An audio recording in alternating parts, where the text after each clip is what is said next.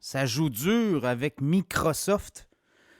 Le géant des logiciels américains vient de recevoir un avis de cotisation de la part du fisc américain. On parle d'une facture possible de près de 29 milliards de dollars.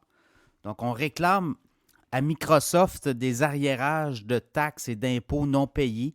Alors, évidemment, Microsoft conteste. Et là, à court terme, les impacts sur Microsoft, ça pourrait être sur le titre boursier, évidemment. Dans les prochaines séances, ça sera surveillé. On va peut-être voir beaucoup de mouvements.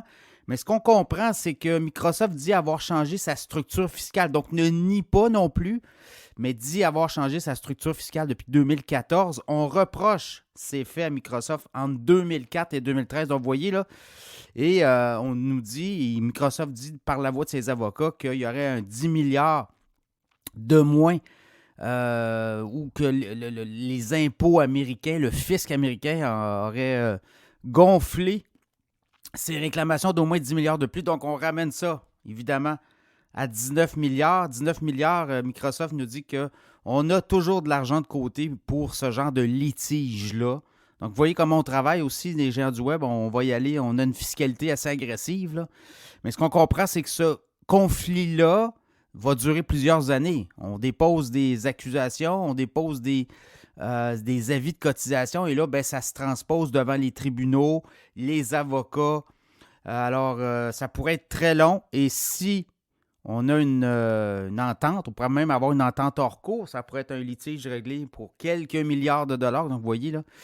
Et dans le cas de Microsoft, ben, on avance aussi, les affaires vont plutôt bien, on regarde les profits.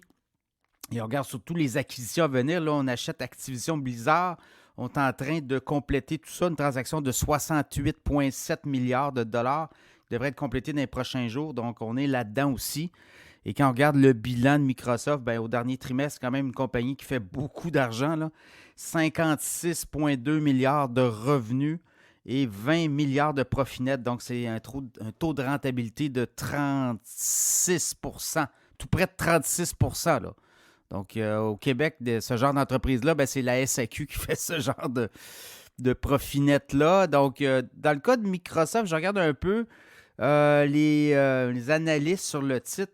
Ben, on dit que d'ici un an, le titre pourrait être autour de 397-400 dollars et autour de 440 certains autres analystes. Alors, il y a sur 34 analystes qui suivent le titre, il y en a 30 qui recommandent l'achat du titre de Microsoft.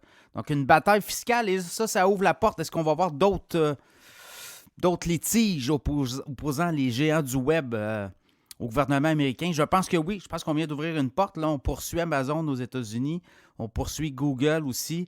Donc là, on commence à voir les impôts, le fisc américain être aux trousses des géants du web. Je pense qu'on va commencer à voir ça aussi. Donc, ça sera à suivre.